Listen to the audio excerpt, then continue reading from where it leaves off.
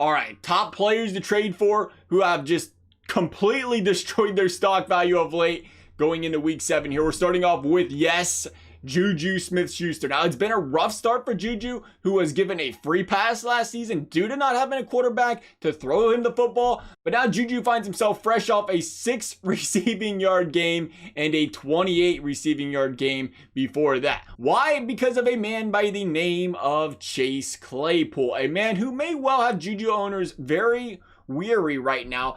But I think the success of Chase Claypool helps Juju more than anything. Big Ben is a 2 fantasy wideout type of guy. He always has been. The Antonio Brown, Martavis Bryant, the Antonio Brown, Juju Smith-Schuster, the Emmanuel Sanders, Mike, whatever. Go down the list. One thing we know, though, is when Antonio Brown was around, when somebody on the team was focused on more than Juju, Juju played really well. And for that reason, I think you look at Juju from 2 standpoints here. 1, the floor, it can't get any worse than it is right now. And 2, if Chase Claypool turns out to be a stud and he gets elevated in that wide receiver 1 role, teams focus on him more, guess what? That is going to open things up for Juju Smith-Schuster, and he's going to start going off. I like the upside play here on a cheap pickup in Juju Smith-Schuster. Speaking of cheap pickups, there's Odell Beckham Jr. OBJ's another guy who has left sour taste in fantasy owners' mouths for the 2nd consecutive season, but this year's different. There's a clear want by this coaching staff to get him involved as often as possible in this offense, opposed to last season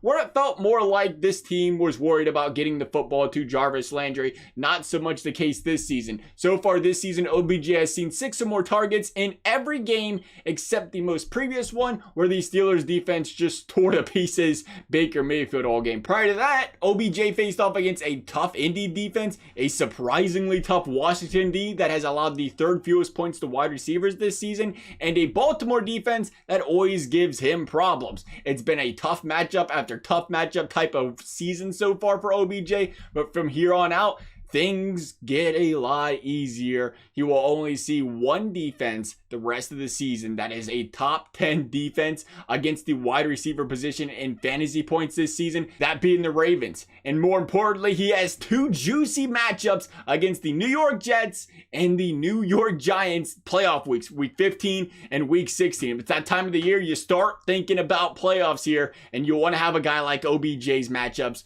on your radar, I think. Finally, we got Jerry Jeudy. Now, Jerry's a guy I think a lot of people are still a little on the fence about. He still floats around on waiver wires in some leagues, so he might not even have to trade for him here. But this man is a future star in the league, make no mistakes about it. He continues to show it week in, week out. The chemistry with Locke was growing before Locke was hurt.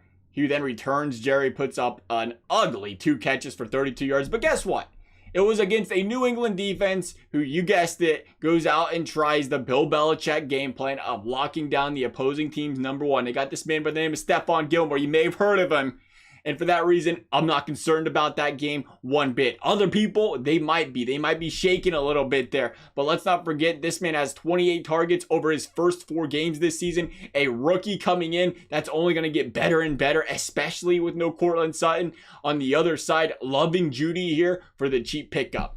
That's our 3 guys. Low stock. Thank you guys for watching. We'll see you next time.